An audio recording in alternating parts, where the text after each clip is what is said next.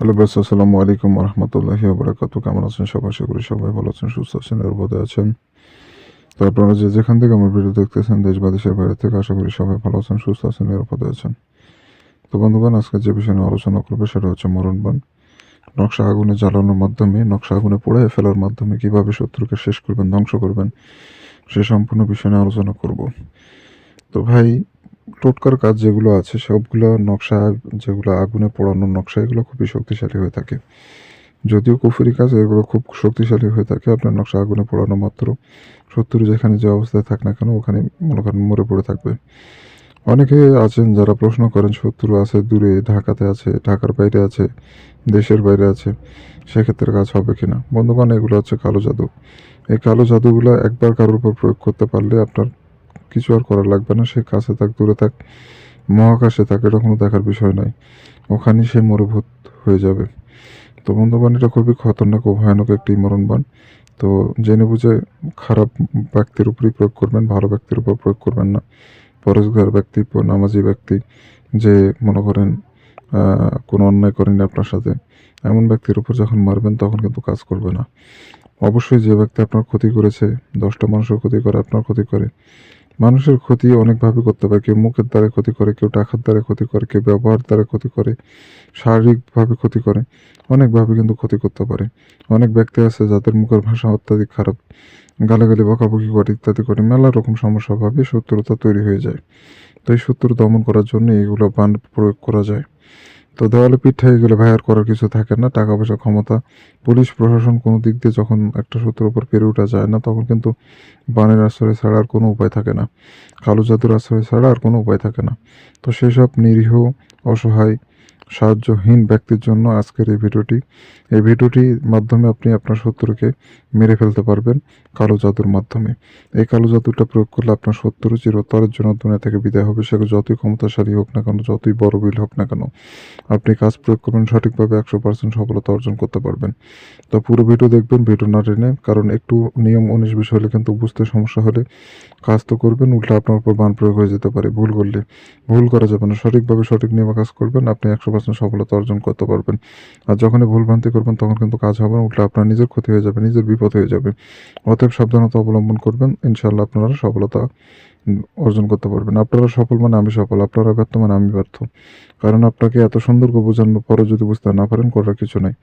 আমি এত সুন্দর করে বুঝাই, আমার মতো করে আপনি আরও 10 রাত তান্ত্রিকের ভিডিও দেখেন, আমার মতো করে খোলামেলাভাবে কেউ আপনাকে বুঝাই দেবে না। অবশ্যই আমার ব্যবহার ভালো লাগলে, আমার বোঝানো ভালো লাগলে আমার চ্যানেলটি সাবস্ক্রাইব করে পাশে থাকা বেল আইকনে ক্লিক দিয়ে নোটিফিকেশন অন করবেন। এতে করে পরবর্তী সব নতুন নতুন ভিডিওগুলো দেখতে পারবেন সবার আগে, বন্ধুগণ।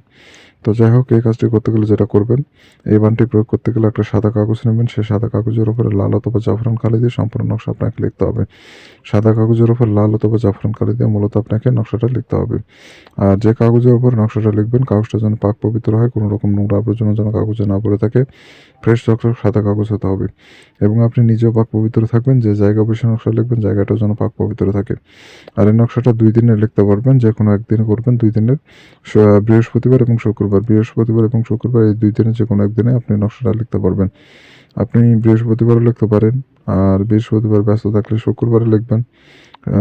যে কোনো টাইমে লিখতে পারবেন, তবে শুক্রবার দিনটা এই নকশা লেখার জন্য উপযুক্ত একটি উত্তম একটি সময়।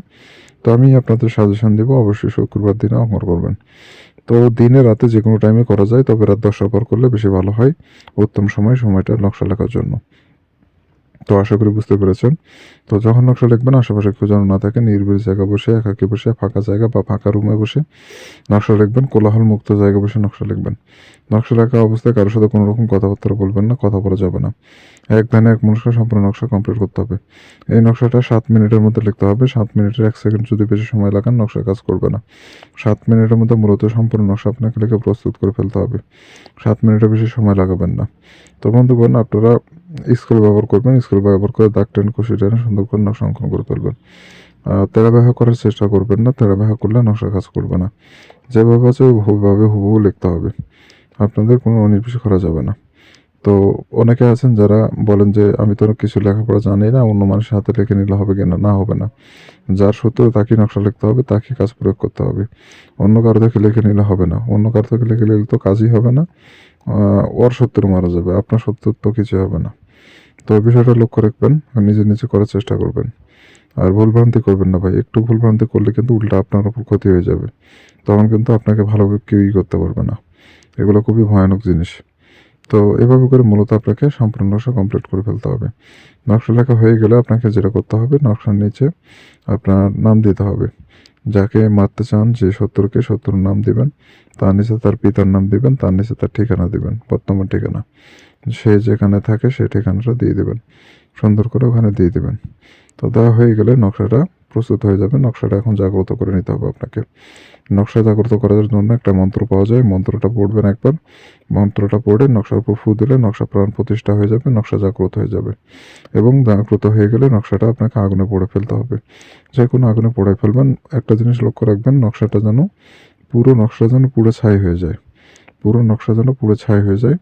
যখনই নকশা পোড়াবেন তখন থেকে 24 ঘন্টার মধ্যে শত্রু মারা যাবে। 24 ঘন্টার মধ্যে শত্রুটি মারা যাবে। আর নকশা জাগ্রত যারা করতে জানেন না, আমি ডিসক্রিপশন বক্সে লিঙ্ক দিয়ে রাখবো, আপনারা দেখে নেবেন নকশা কীভাবে জাগ্রত করতে হয়। খুবই সহজ একটা ছোট একটি মন্ত্র করে নকশা ফু দিলে নকশা জাগ্রত হয়ে যাবে। ডিসক্রিপশন বক্সে লিঙ্ক দেওয়া আছে, আপনারা দেখে নেবেন নকশা জাগ্রত করার মন্ত্রটা, অথবা ইউটিউবে সার্চ দেবেন কীভাবে নকশা জাগ্রত করতে হয়। মন্ত্র পড়ে নকশার উপর ফু দিবেন, তাহলে নকশা জাগ্রত হয়ে যাবে, তাহলে পরে কাজ করবেন। তো অনেকে আছেন, অনেক ভাই বোন বন্ধুরা আছেন যারা হাজার হাজার কাজ করেছেন, সফলতা অর্জন করতে পারেননি। কাজ করছেন, কাজ হচ্ছে না, কেন কাজ হচ্ছে না? আর অনেকের হয়, আবার অনেকের হচ্ছে না। তো কেন হচ্ছে না? আপনারা অনেক ভুল করেন যার কারণে হয় না। আপনি অনুমতি নেন না, নকশা জাগ্রত করেন না, নকশা লেখার সঠিক নিয়ম জানেন না। তাহলে কেন আপনার কাজ হবে বলেন? আপনার বয়স কম, কেন কাজ হবে বলেন? এগুলো কাজ করতে গেলে কমপক্ষে হলো 25 বছরের ওপর বয়স লাগে। তো এগুলো সব কিছুর খুঁটিনাটি এগুলো বিষয়গুলো দেখে তারপর এগুলো কাজ হয়। আর আপনারা একবার ভিডিও দেখলেন, পাড়াপাড়ি করে কাজ করলেন, তাহলে কাজ কিভাবে হবে বলেন? সবগুলো জেনে বুঝে তারপরে কাজ করতে হয়। আর অন্যান্য তান্ত্রিকরা সব কিছু তো খোলামেলাভাবে বলে না। ওরা খালি ভিডিও নিয়ম বলে দেয় ভিউ পাওয়ার আশায়, শেষ। আর আমি আপনাদের এত খুঁটিনাটিভাবে বুঝাই দিই, আমার মতো করে কেউ বুঝায় দেয় নাকি আমি জানি না ভাই। তারপরেও আমি বুঝে দেওয়ার চেষ্টা করি আপনাকে। তো যারা অনুমতি নেবেন, অনুমতি ব্যতীত কাজ হয় না। যে কোনো সিদ্ধ গুরুর থেকে অনুমতি নিয়ে আমার এই কাজটা করবেন, ইনশাআল্লাহ কাজ হয়ে যাবে। আর যদি সিদ্ধ গুরু না পান, আমার থেকে অনুমতি নিতে পারেন। আমার থেকে অনুমতি নিতে গেলে চ্যানেলটা সাবস্ক্রাইব করতে হবে আপনাকে, 1 নম্বর শর্ত। 2 নম্বর শর্ত, আপনার নামটা কমেন্টে লিখে দিয়ে যাবেন। কারণ আপনার নাম যদি নাই জানি, তাহলে আপনাকে কীভাবে অনুমতি দিব আপনি বলেন? অনুমতি দিতে গেলে তো আপনার নাম জানতে হবে আমার, তাই না? ওই জন্য আপনার কমেন্টে লিখবেন, আমার নাম অমুক, আমি এই কাজের অনুমতি চাচ্ছি গুরু, আমাকে অনুমতি দিন। আপনার নাম অবশ্যই কমেন্টে লিখে দিবেন যে আমার নাম এইটা, এবং চ্যানেলটা সাবস্ক্রাইব করবেন। এই 2টা শর্ত পালন করলেই আমি অনুমতি দিয়ে রাখছি। আপনি চ্যানেল সাবস্ক্রাইব করবেন, কমেন্টে নাম লিখবেন, আপনি কাজ শুরু করে দেন। আমার মুখ থেকে অনুমতি নেওয়া লাগবে না। আপনার দায়িত্ব আপনার পালন হয়ে গেছে, আপনি এখন কাজ শুরু করে দেবেন, অনুমতি পেয়ে গেছেন।